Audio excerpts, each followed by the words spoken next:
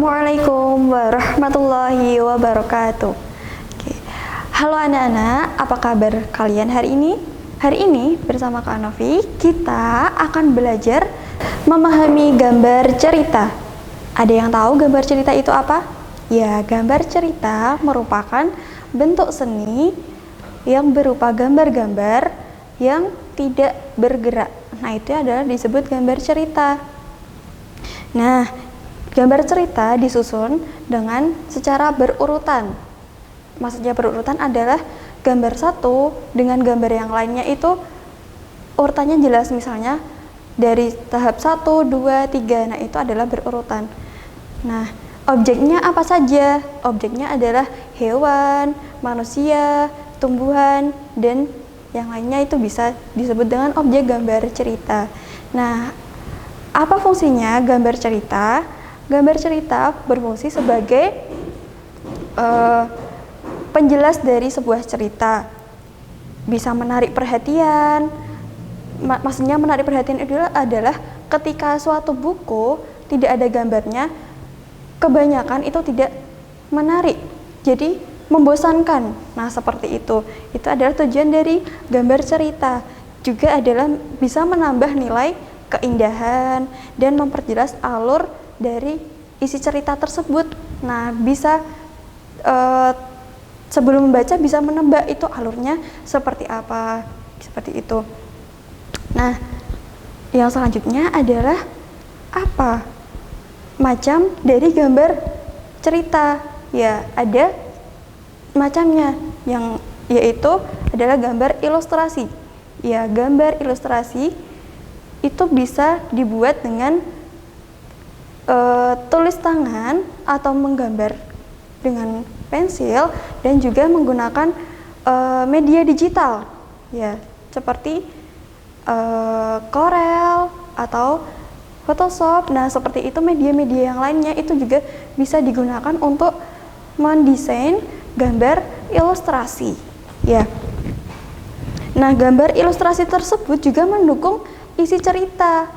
Nah, jadi pernah ada yang tahu atau pernah ada yang melihat atau di buku komik, majalah, atau koran, nah seperti itu ada gambar ilustrasinya. Gambar itu gunanya untuk mendukung sebuah cerita atau sebuah teks yang dituliskan di dalamnya.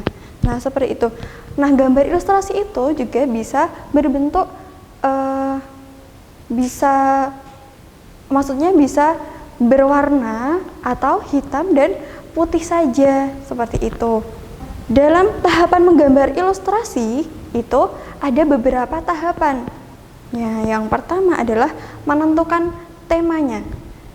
Nah, kita mau membuat gambar apa? Misalnya bertema apa?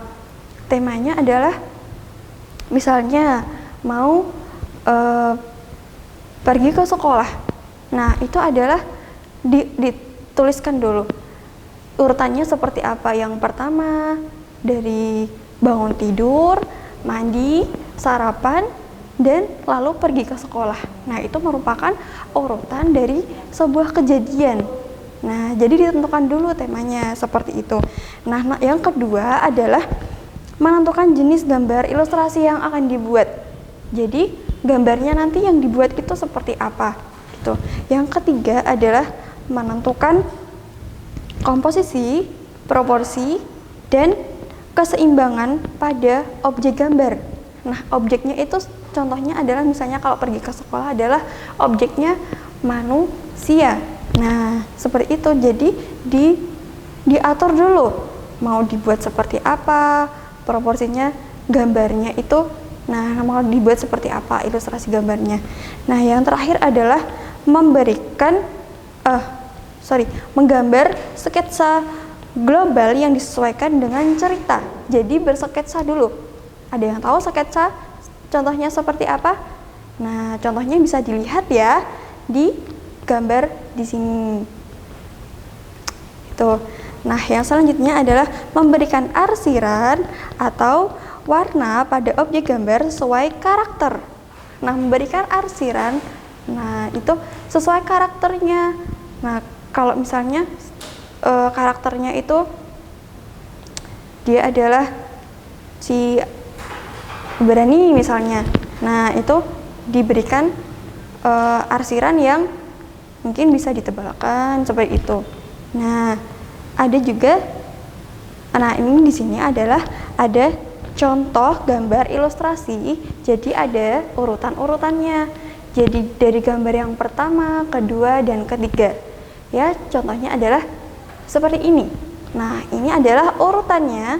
Nah, yang pertama dan yang kedua, ketiga, dan seterusnya sampai selesai urutan kejadian gambar ilustrasi di sini.